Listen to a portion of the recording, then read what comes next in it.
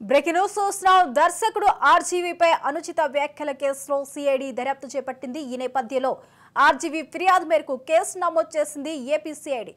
Crime number under section IPC 153A 505(2) సెక్షన్ల కింద కేసులు నమోదు చేశారు. ఆర్జీవీపై వ్యాఖ్యలు చేసిన వారిలో కొలికపూడి శ్రీనివాసరావు పరారీలో ఉన్నట్టు తెలుస్తుంది. కొలికపూడి శ్రీనివాస్ సహా 6గురిపై కేసు నమోదు చేశారు. బ్రేకింగ్ న్యూస్ చూస్తున్నాం. దర్శకుడు ఆర్జీవీపై అనుచిత వ్యాఖ్యల కేసులో సిఐడి దర్యాప్తు చేపట్టింది. ఈ నేపథ్యంలోనే ఆర్జీవీ ఫిర్యాదు మేరకు కేసు నమోదు చేసింది AP CID. Crime number under section IPC 153A 505(2) సెక్షన్ల కింద కేసులు నమోదు చేశారు. ఆర్జీవీపై వ్యాఖ్యలు చేసిన వారిలో కొలికపూడి శ్రీనివాసరావు పరారీలో ఉన్నట్టు తెలుస్తుంది. కొలికపూడి శ్రీనివాస్ సహా 6గురిపై కేసులు నమోదు చేశారు. ఇదే అంశానికి సంబంధించిన పూర్తి అప్డేట్స్ ను మా క్రైమ్ బ్యూరో చీఫ్ ఇన్నారెడ్డి అందిస్తారు. ఇన్నారెడ్డి, మనం గమనించవచ్చు, ఇప్పుడు ఏమైతే ఆర్జీవీకి సంబంధించిన వ్యవహారంలో ఇప్పటికే తన మీద అంటే అనకూడని మాటలు అంటే తల కట్ చేసి తీసుకుని వస్తే వాళ్ళ కోటి రూపాయలు ఇస్తా అని చెప్పిన వ్యాఖ్య అనేది ఏదో ఉందో ఇది చాలా తీవ్ర పరిణామాలకు దారితీసే అవకాశం ఉంది. దీంట్లో కొంతమంది నేను చేస్తాను మీరు డబ్బులు ఇస్తారా అని చెప్పిన కామెంట్ కూడా వచ్చాయంటే అంటే కొన్ని కామెంట్లు కొన్ని విషయాల్లో పబ్లిక్లో ఒక రకంగా ఆ క్లియర్ మెంటాలిటీని తెలియజేస్తూ ఉంది. దీనికి సంబంధించి ఎప్పుడైతే కోర్టులో తమ ఆర్గ్యుమెంట్స్ వినిపిస్తున్నప్పుడే జడ్జి ఇమ్మీడియట్గా వాళ్ళకు నోటీసులు ఇవ్వమని చెప్పని కూడా చెప్పడం జరుగుతూ ఉంది. ఇప్పుడు మనం గమనిస్తే దీనికి సంబంధించి ఆర్జీవీ ఒక ఫిర్యాదు కూడా చేసిన నేపథ్యంలో ఏపీ సిఐడి పోలీసులు ఒక కేసు నమోదు చేశారు.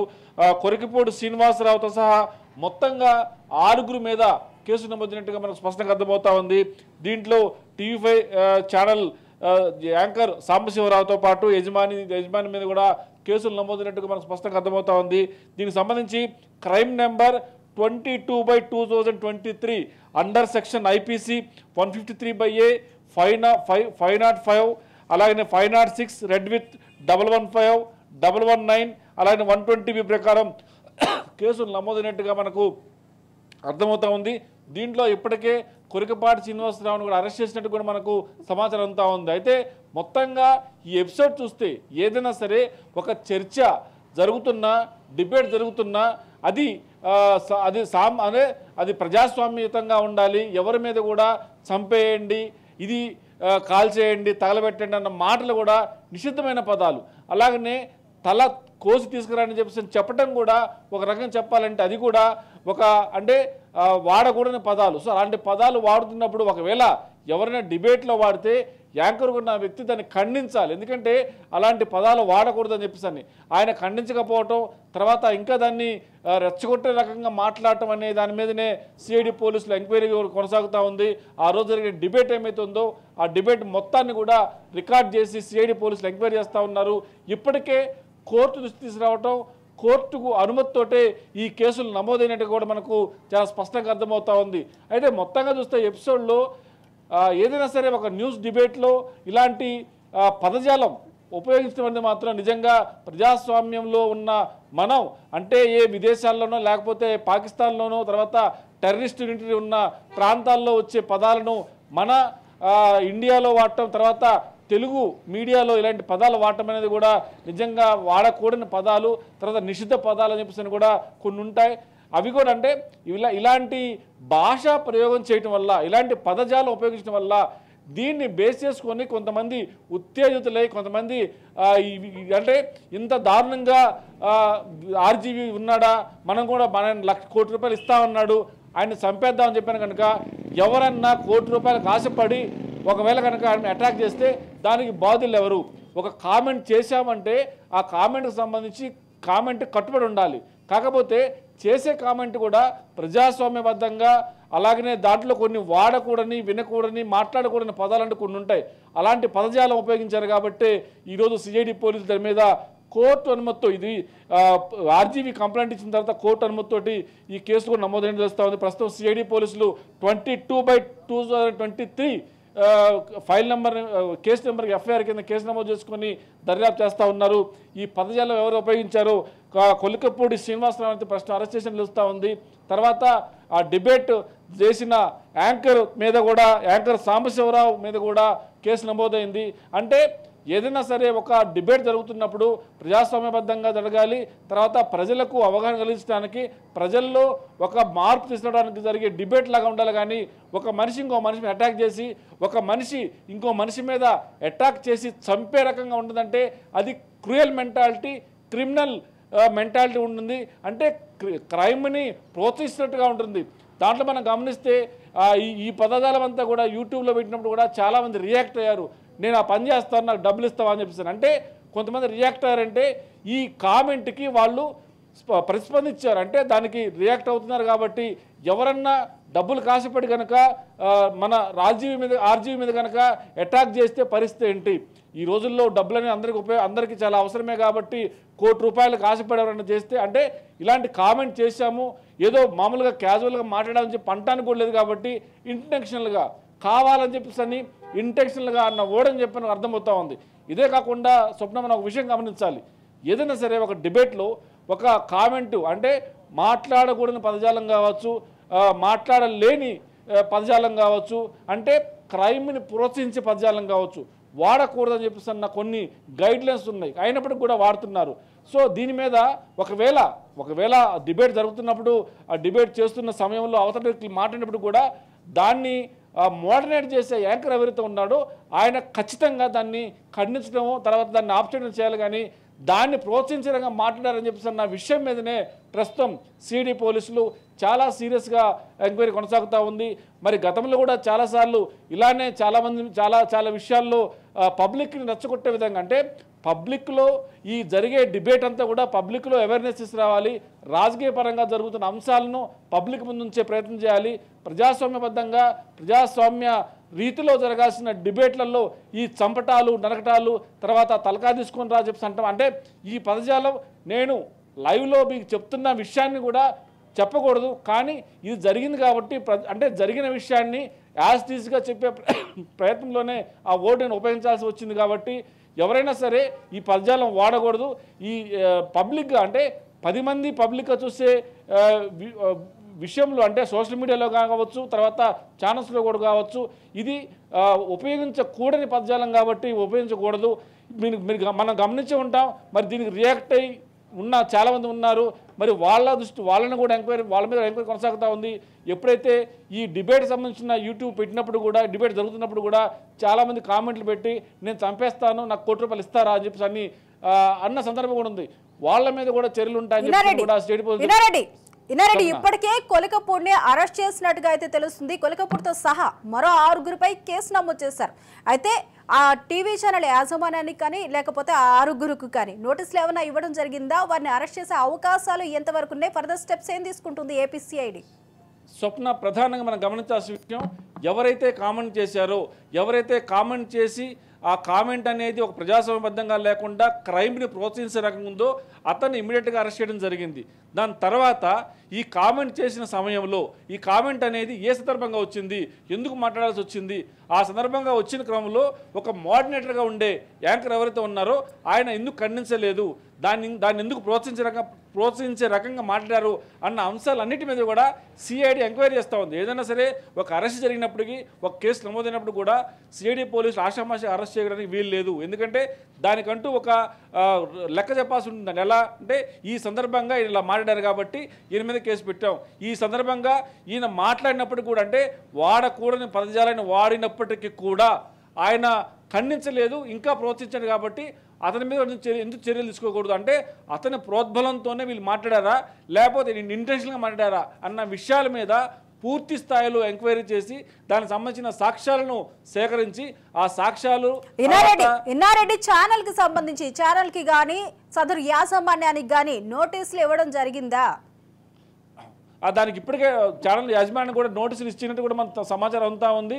నోటీసులు ఇచ్చిన తర్వాత వివరణ కోరుతారు. అంటే ఏదైనా సరే ఒక ఇన్సిడెంట్ జరిగినప్పుడు దాంట్లో ప్రధాన భూమిక పోషించిన వ్యక్తిని మాత్రం ఇమ్మీడియట్గా అరెస్ట్ చేస్తారు. అతని వల్లనే ఇంత పెద్ద ఇష్యూ నడుస్తుంది, ఆల్రెడీ ఫైల్ అయింది. కాబట్టి దాంట్లో మిగతా 6 మీద కేసులు పెట్టారు. కాబట్టి ఆ సాంబశివరావు కావచ్చు, మిగతా ఛానల్ యాజమాన్యం సంబంధించి కావచ్చు, వాళ్ళందరికీ సంబంధించిన దాని మీద ఎంక్వైరీ కొనసాగుతూ ఉంది. దాని మీద నోటీసులు ఇచ్చారు, వచ్చి వివరణ ఇవ్వమని చెప్పేసి. ఆ వివరణ ఇచ్చే క్రమంలో ఆ వివరణ కనుక సాటిస్ఫై కాకపోతే, వాళ్ళు ఇచ్చిన వివరణలో వీళ్ళు ఏకీభవించకపోతే ఆ విషయాన్ని కోర్టు దృష్టికి తీసుకొచ్చేసి అరెస్ట్ చేసే అవకాశాలు ఉన్నాయి. కాబట్టి ప్రస్తుతం అయితే మాత్రం నోటీసులు జారీ చేసినట్టుగా మనకు చాలా స్పష్టంగా అర్థమవుతా ఉంది. ఏదైనప్పటికీ ప్రజాస్వామ్యబద్ధంగా ఉండే ప్రజాస్వామ్య దేశంలో ఇలాంటి పదజాలం అనేది మాత్రం నాకు తెలిసి నేషనల్ మీడియా కావచ్చు, తెలుగు మీడియాలో కావచ్చు, ఎవరు కూడా అలాంటి పదజాలం ఉపయోగించిన సందర్భాలు లేవు. కాకపోతే చాలా అంటే ఎక్స్ట్రీమ్గా ఒకళ్ళ మీద ఒకళ్ళు దాడి చేసుకున్న సందర్భం ఉంది, ఎక్స్ట్రీమ్గా ఒకళ్ళ మీద ఒకళ్ళు ఆరోపణల సందర్భం ఉంది. కానీ ఇలా చంపటాలు నరకటాలన్న అంటే ఆ పదజాలం నేను మీకు చెప్పడానికి కూడా అది రైట్ లేదు. ఎందుకంటే ఇది పబ్లిక్కి అవగాహన కావాలి. కాబట్టి పబ్లిక్లో ఈ విషయం ఏం జరిగింది, ఎందుకు అరెస్ట్ చేశారు, ఏ సందర్భంగా కేసు నమోదైందని చెప్పే ప్రయత్నంలో భాగంగానే మీకు చెప్పే ప్రయత్నం చేస్తా ఉన్నాను స్వప్న. రైట్.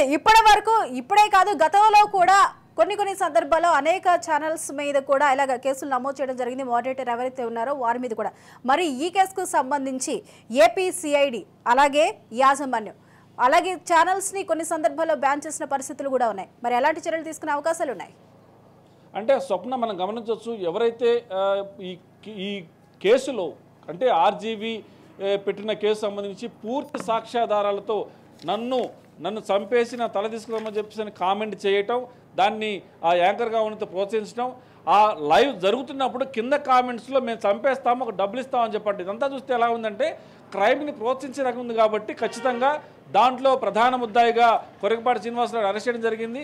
దాని తర్వాత అంటే మిగతా వాళ్ళ పాత్ర ఎంతవరకు ఉంది, ఈయన కామెంట్ చేయడానికి ప్రధాన కారణం ఏంటని చెప్పన్న అంశాలను పరిగణలో తీసుకొని నిజంగా దీంట్లో వాళ్ళ ప్రోద్బలం కూడా ఉంది, వాళ్ళు చెప్పినారు కాబట్టి వాళ్ళ ప్రోద్బలం ఉంది కాబట్టి అంత పెద్ద మాట అనగలిగాడని చెప్పేసి విషయం తెలిసి మాత్రం వాళ్ళ మీద కూడా చర్యలు తీసుకునే అవకాశం ఉంది. ఎందుకంటే కూడా ఒక లీగల్ ప్రొసీడింగ్స్ జరుగుతున్న క్రమంలో సిఐడి పోలీసులు యాజ్ పర్ లా మనం గమనించవచ్చు స్వప్న, దీంట్లో ఉన్న సెక్షన్లు కూడా చాలా సీరియస్ అవేర్నెస్ ఉన్న సెక్షన్లు మనం చెప్పుకోవచ్చు.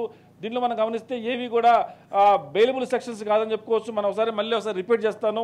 దీంట్లో ఉన్న సెక్షన్లను కూడా ఐపీసీ 153/A అలాగనే 505/2 అలాగనే 506 రెడ్ విత్ 155 అలాగనే 199 120B ఇవన్నీ కూడా చాలా సీరియస్ కేసులు. అంటే ప్రజాస్వామ్యంలో ఒక మనిషిని చంపమని ప్రోత్సహించడం కానీ అంటే ఒక వ్యక్తి ఆత్మహత్యకు పురుకొల్పినా కూడా కేసే. కాబట్టి మరి అదే కేసు అదే పెద్ద కేసు, అది కూడా లీగల్గా తప్పు. కాబట్టి మరి ఒక మనిషిని చంపండి అనే తల తీసుకొస్తే డబ్బులు ఇస్తా అని చెప్పన్న విషయం చాలా సీరియస్ విషయం. కాబట్టి ఈ విషయాన్ని పదే చెప్పడం కూడా ఒక జర్నలిస్ట్గా కరెక్ట్ కాదు. కాకపోతే ఆ విషయాన్ని ప్రజలకు అవగాహన కోసం మాత్రం నేను చెప్పదలుచుకున్నాను. ఒక విషయం కూడా చెప్పుకోవాలి, ఓవరాల్గా చూస్తే ఈ కేసులో సిఐడి ఇప్పటికే కొరకపాటి శ్రీనివాస్ అనే వ్యక్తి అన్నాడు కాబట్టి అరెస్ట్ చేశారు. దాన్ని అన్న తర్వాత జరిగే పరిణామాలు ఏమైతే ఉన్నాయో వాటన్నిటి మీద కూడా ఇప్పుడు పెట్టిన సెక్షన్ అన్నీ కూడా ఇంప్లిమెంట్ అవుతాయి. కాకపోతే దానికి సంబంధించిన సపోర్టింగ్ డాక్యుమెంట్స్, సపోర్టింగ్ ఆడియోలు, సపోర్టింగ్ ఎవిడెన్స్ అంతా ప్రొసీడ్ అయిన తర్వాత మరి మిగిలిన వాళ్ళ అరెస్ట్ కూడా జరిగే అవకాశం ఉందని కూడా మనకు చాలా స్పష్టంగా అర్థమవుతా ఉంది స్వప్న. ఓకే ఇన్నారెడ్డి, కేవలం ఈ సందర్భం మాత్రమే కాదు, కొలకపూడికి సంబంధించిన డిబేట్లో మాత్రమే కాదు, ఇతర గతంలో జరిగిన కొన్ని సందర్భాల్లో కొన్ని ఇంటర్వ్యూస్లో కొన్ని డిబేట్స్లో ముఖ్యంగా సినీ రంగానికి సంబంధించి పోసాని మాట్లాడే సందర్భంలో కూడా అక్కడ ఉన్న ఆర్టిస్టుల గురించి అసభ్యకర పదజాలాలు వాడిన పరిస్థితి, నోటి దురుస్తో సాంబశివరావు అన్న వ్యాఖ్యలు కూడా అప్పట్లో ఒక ట్రెండ్ క్రియేట్ చేసే ట్రెండింగ్లోకి వెళ్ళాయి. ఒక ట్రోల్స్ పడే పరిస్థితులు కూడా మనం చూస్తున్నాం. సోషల్ మీడియా వేదిక కూడా నిరసనలు వ్యక్తమయ్యాయి. ఇలాంటి పరిస్థితుల్లో ఇంత నోటి దురుసుగా ఒక మోడరేటర్ కానీ ఒక యాంకర్ కానీ ముందుకు వెళ్ళడం అనేది సమాజానికి ఎంతవరకు శ్రేయస్కరం అంటారు?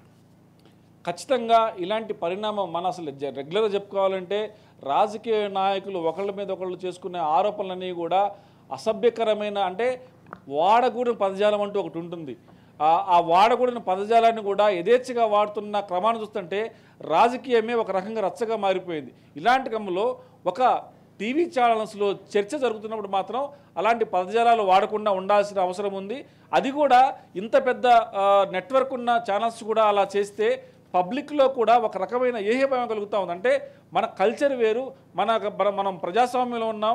తర్వాత ఒక మనిషి ఇంకొకరిని కించపరిచినా కూడా, మన బాడీ షేమ్ చేసినా కూడా క్రిమినల్ లా ప్రకారం చట్ట విరుద్ధం. ఒక మనిషిని మనం తిట్టడం అనేది అవతల వ్యక్తి మనం అన్నాడు కదా అని చెప్పేసి మనం రివర్స్లో అనకూడదు. లెక్క అయితే అవసరమైన లీగల్గా ఫైట్ చేయొచ్చు, లీగల్గా మనకు ప్రొటెక్ట్ చేసుకునేందుకు సెక్షన్లు ఉన్నాయి.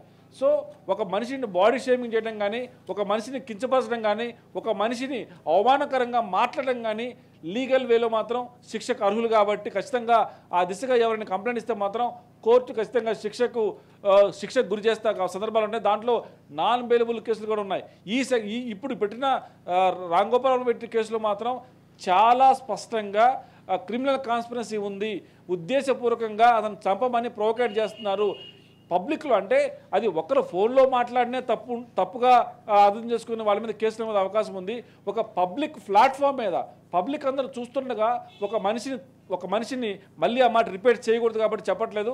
ఒక మనిషిని ఈ రకంగా క్రూరంగా చంపమని చెప్పి అనడం కూడా ఖచ్చితంగా నేరమే.